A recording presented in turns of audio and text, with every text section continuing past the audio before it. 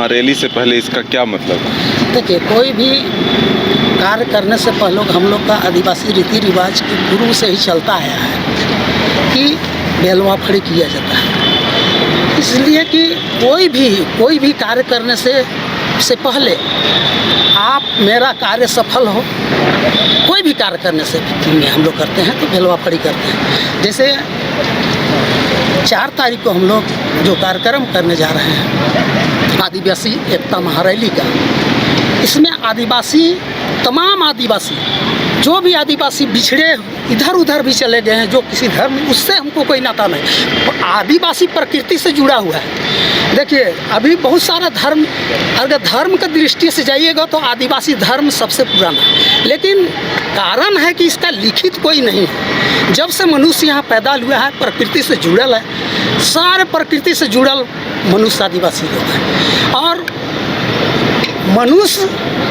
पूरा मनुष्य जब हम लोग करते हैं ना, तो पूरा मानव जाति को एकजुट हो, सबका भलाई हो, इसलिए इस पूजा को करते हैं। ये नहीं कि अपने लिए खाली, वैसा नहीं, पूरा मानव जाति, पूरा जीव जंतु संतुष्ट हो।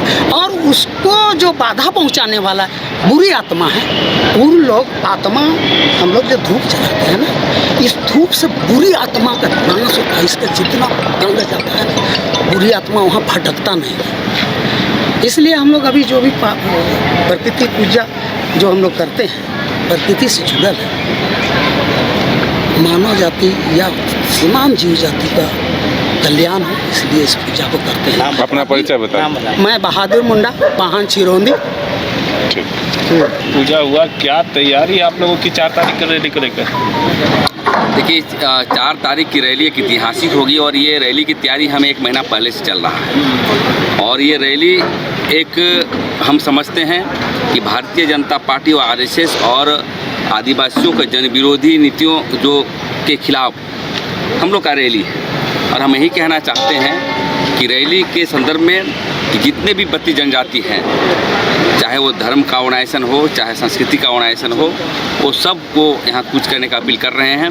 क्योंकि आज तक बीजेपी सरकार ने कभी भी आदिवासी हितों के लिए काम नहीं है। बार बार देख रहे हैं कि केंद्र में जो है वन अधिकार कानून को ला करके संशोधन किया गया उसकी ग्राम सभा की शक्तियों को। दूसरी बात, अनेक हमारा जो यहाँ पर देख रहे हैं छत्तीसगढ़ में भी ग्राम सभा की शक्ति हटा करके आदिवासी को सीएम बना करके हसदेव नामक जो जंगल में जो है उसको हटाया जा रहा है, क्योंकि अडानी को वहाँ कोयला देना है। तो हम ये रैली एक ऐतिहासिक होगी। हम यही कहेंगे कि हम झारखंडियों का एक आदिवासी एकता रैली का संदर्भ यही है कि हम एक पटिया, एक खटिया और एक अखड़ा में बैठ कर के जो परंपरा रही हम लोग का जीने खाने का, रहने के, समाजवादी टाइप का, उसी तरह से हम लोग चाहते हैं कि झारखंड में आदिवासी बत्ती जनजाति एक मंच पर आए और जो झारखंड के विकास के पैमाने पर आगे बढ़ने का काम करे और यहाँ पर विद्वेष नहीं फैले, व्यवनस नहीं फैले, किसी का समाज को तोड़ी नहीं जाए।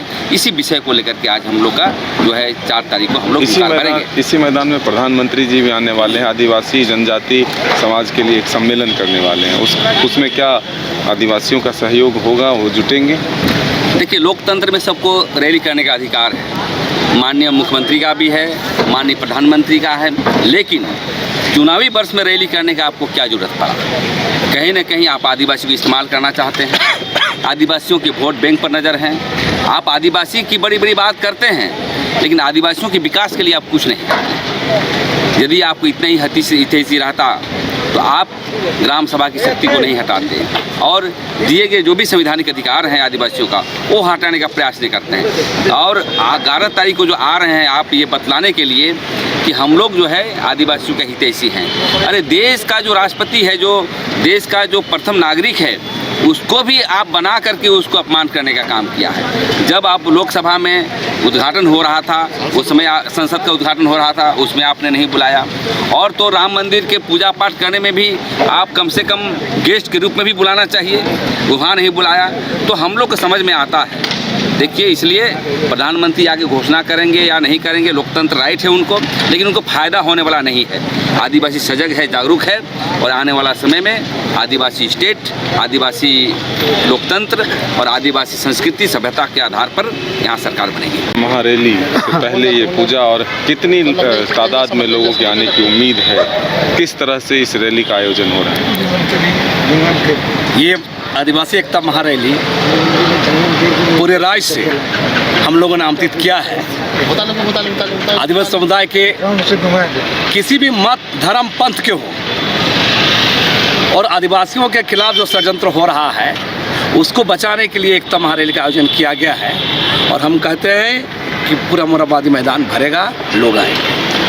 तो ये ज़रूरत क्यों पड़ी? डीलिस्टिंग के खिलाफ ये रैली है या फिर आदिवासियों के उत्थान के लिए ये रैली है? हम लोगों ने आदिवासी मुद्दों पर हमने साफ साफ कहा है, भाजपा आरएसएस के द्वारा देश के अंदर आदिवासियों के जो तमाम संवैधानिक अधिकार हैं,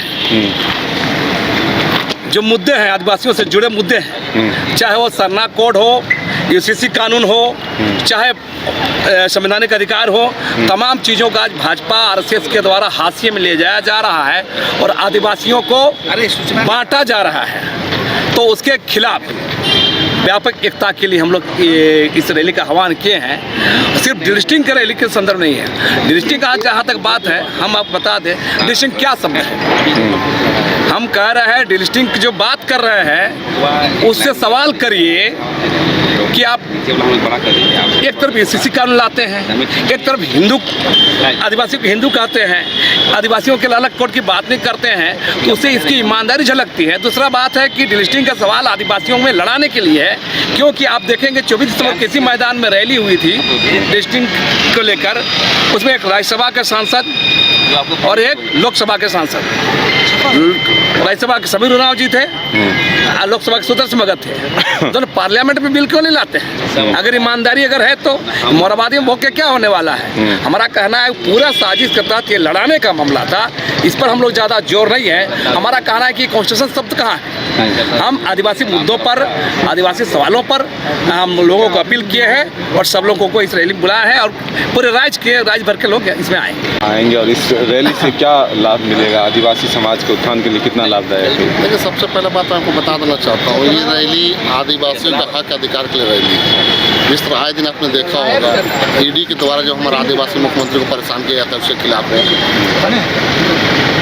केंद्र के द्वारा जो छत्तीसगढ़ में बीजेपी की सरकार बनी, तो छत्तीसगढ़ में हसदेव जंगल को उजाड़ा जा रहा है, जो आदिवासी को मार के वहाँ से हटाया जा रहा है, जंगल काटा जा रहा है, उसके खिलाफ है। मध्य प्रदेश में आदिवासी के ऊपर में जो पेशाब किया जाता है विधायक, बीजेपी के विधायक के प्रतिनिधि के द्वारा, उसके खिलाफ है। मणिपुर में जो हमारे आदिवासी महिलाओं को, माताओं को नंगे कर घुमाया जाता है, बलात्कार किया जाता है, उसके खिलाफ है। और तमाम इन मुद्दों के साथ में ये रैली किया जा रहा है। और जो बीच में जो आपस में जो लड़ाने का जो षड्यंत्र बीजेपी आरएसएस के द्वारा जो किया जा रहा है, उस षड्यंत्र के खिलाफ ये रैली है। और आपको बता देना चाहिए, इस रैली में लाखों की संख्या में लोग आ रहे हैं और अपने हक अधिकार को बातों को करेंगे। और ये भी बता देना चाहते हैं कि इस दिन का जो उलगुलान होगा ये रांची से पूरे देश तक जाएगा, दिल्ली तक जाएगा। और जो दिल्ली में बैठे हुए जो बीजेपी आरएसएस के लोग देखेंगे जो आदिवासियों के ऊपर में अत्याचार और शोषण हो रहा है, उसके खिलाफ ये बहुत बड़ा रैली है, इसको देखेंगे।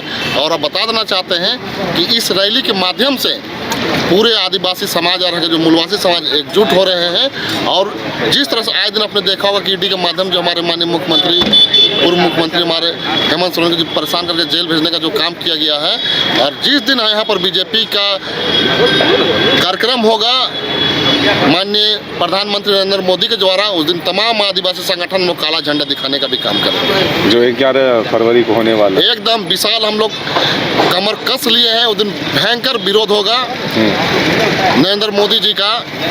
आपको बता देना चाहते हैं कि देश का असली मालिक आदिवासी है और आप आदिवासी से टकराने का काम किए हैं। इसलिए हम लोग डरते नहीं, न झुकते हैं, लड़ते हैं, चाहे वो अंग्रेज हो, मुगल हो, आर्यन हो, सबके साथ ये आदिवासी लड़ा है। और हम लोग बीजेपी और आरएसएस से भी लड़ने का काम करेंगे। वो तो कहते हैं कि हम तो सबसे ज़्यादा काम करते हैं आदिवासी को उत्थान के लिए, तो हम सबसे ज़्यादा चोर और भ्रष्ट और निकम्मा है कोई तो बीजेपी के लोग में है। आपने देखा होगा शुभेंदु अधिकारी जो बंगाल के थे, अन्य घोटाले का मामला था, जिसे बीजेपी में जब फाइल दब गया।